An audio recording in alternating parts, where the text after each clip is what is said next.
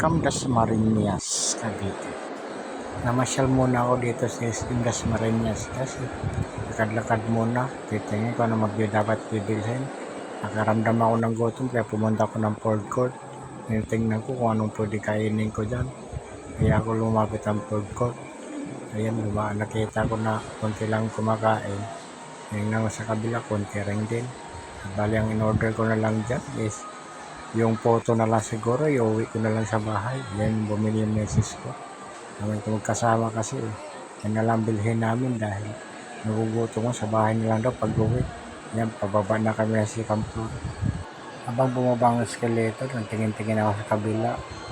Baka may bala ako, may bibilhin pa ako eh. Nakalimutan yan pala, napansin ko yung bilog niyan guys.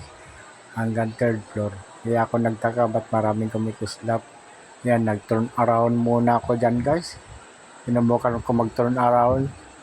Muntik na akong mahilo dyan sa kaiikot. Wala kasi yan sa amin sa bundok. Kaya ako nagtaka eh.